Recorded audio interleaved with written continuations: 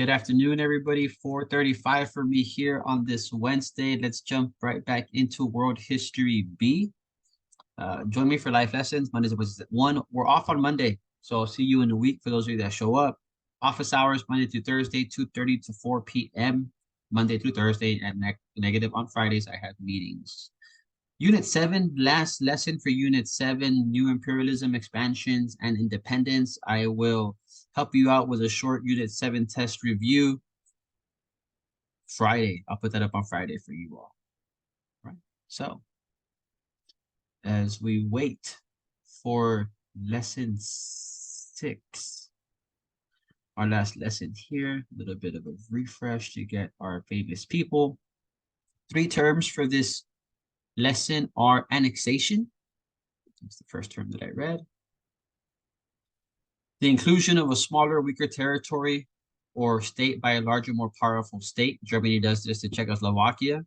Imperialism, the forceful conquest of territories and nations as countries become empires, and a protectorate, a territory or state that has agreed to come under the protection and control of a more powerful state, the same way that Russia and the United States have provided protectorates for multiple countries around the world today. People we need to know: David Livingstone, Scottish missionary who helped out in Africa. Cecil Rhodes, famous British Prime Minister.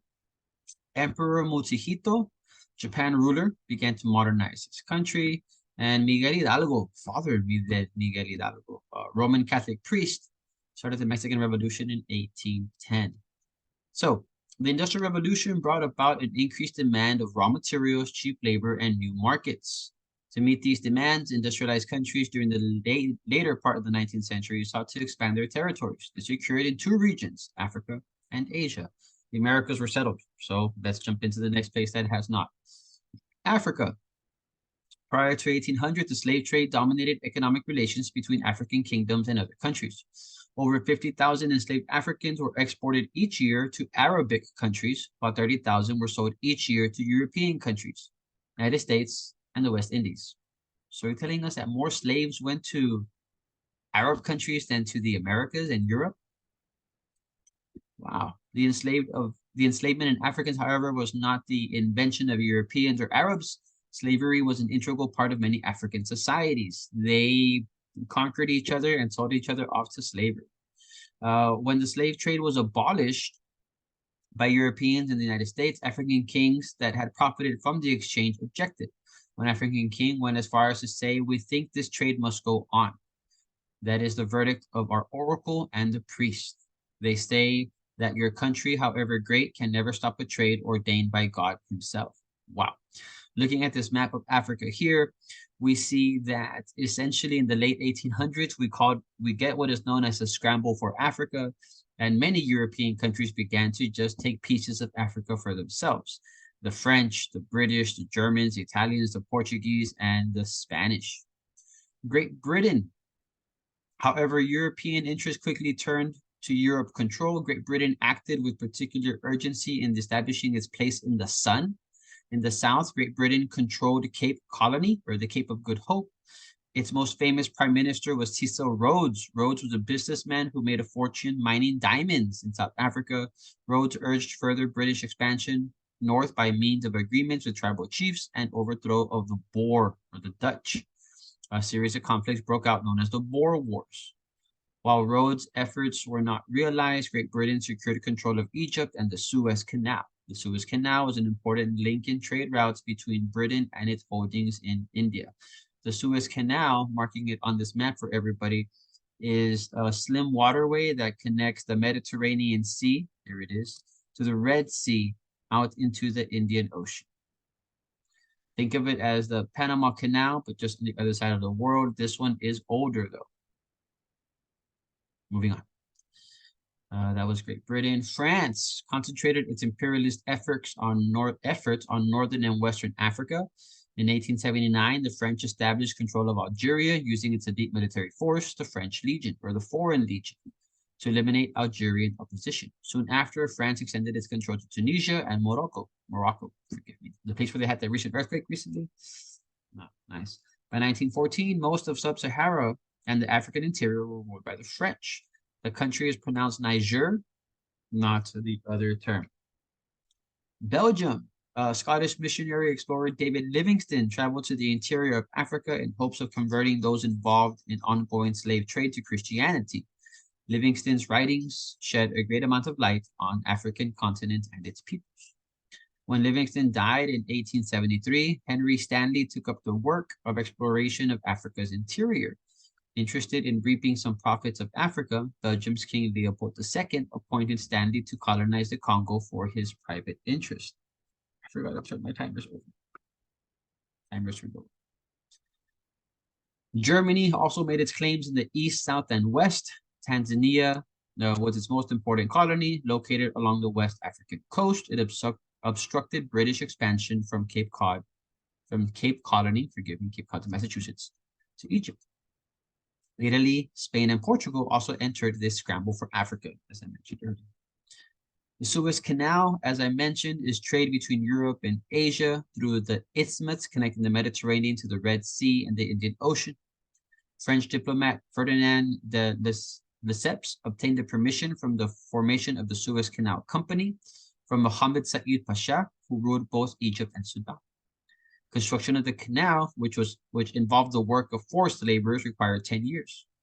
After it opened in 1869, the Suez Canal proved to be very successful in increasing worldwide trade and reducing world travel times. Coming back up to the map, you no longer had to travel around Africa to get into the Indian Ocean, which would take months, a month or so. Now you can cut through the Suez Canal and do the same heading into India and China. We spoke about Belgium, yes, Germany, the Suez Canal, India. During the 1700s, British and French merchants vied for economic control of India. After a series of conflicts involving the 7 Years' War, 1756 to 1763, Britain's East India Company emerged as the leading influence in Indian affairs. Following a rebellion by Indian troops against the East India Company, Britain, under the leadership of Prime Minister Disraeli, assumed political control of India in 1877. So the British in control of India for a while, so were the Dutch. China. The East India Company had also maintained strong economic ties in China. Since 1700s, China had been ruled by the Qing dynasty. Fearing foreign influence, the Qing rulers had adopted a policy of isolation. In 1729, it was prohibited by the Chinese emperor, but in order to maintain trade, Chinese merchants, the East India Company continued to import Indian manufactured opium into China. The defiance by the British merchants eventually led to the breakout of the Opium Wars. British victory in 1860 resulted in an increased number of ports in China. Toleration of opium trade and the British rule island of Hong Kong. The British would give back the island of Hong Kong to China in the year 2000. Okay, we're jumping because we don't have much time left. There we go. Southeast Asia, Japan, United States, Central Australia, we still have quite a bit to go, a lot of bit to go. So let me go through the rest of these a bit quicker. Southeast Asia, since the 1600s, was an important source of spices and tea for Europeans. Imperialism is a forceful conquest of territories and nations. The British would extend their power and control as a protectorate to India, while the French would do the same to Indochina. Japan, in the beginning of the 19th century, continued to be ruled by shoguns. Shoguns were a warrior class. In order to maintain Japan's traditions and cultures, the shoguns allowed only minimal contact, with Western countries. In 1853, the United States commissioned the naval commander Matthew Perry, Commodore Perry, to persuade Chinese to a trade treaty. On March 31st of 1854, Japan and the United States signed the Treaty of Kanagawa, this trade between these countries. Skipping to the U.S., the largest acquisition of lands for the United States during the 19th century occurred in North America. In 1803, it would buy Louisiana for $15 million. After the Mexican-American War, it would annex Texas and the lands through California. And then in 1867, the U.S. will purchase Alaska from the Russians. In 1898, the Hawaiian Islands were annexed, even though the Queen fought hard against this. Independence for Canada, Australia, and New Zealand. In the 19th century, the British Empire was so vast, it was said that the sun never set on the British Empire. The three largest British colonies were Canada, Australia, and New Zealand. Originally, Canada was French, but they were ousted after the 7 Years' War. In 1901, the Commonwealth of Australia was formed and self-governed was granted by the British Empire. New Zealand is a group of islands thousands of miles off the coast of Australia. In 1840, Britain established its claim on New Zealand, encouraging British settlers to develop a colony.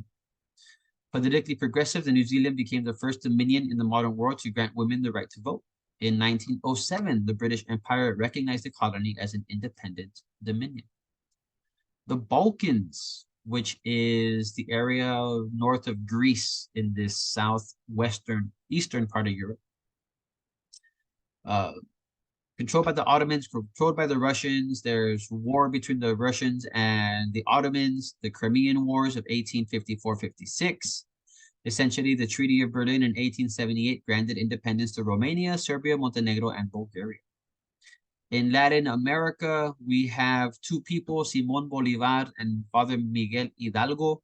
Simón Bolívar will essentially help, and here's Simón Bolívar, will, also known as the George Washington of the South, will help the countries of Colombia, Venezuela, Panama, and Ecuador gain its independence in the early 1800s, while Father Miguel Hidalgo will help Mexico declare its independence in 1810 and obtain it in 1823. A lot of information here, guys. Read the rest of it. 11 questions with some geography.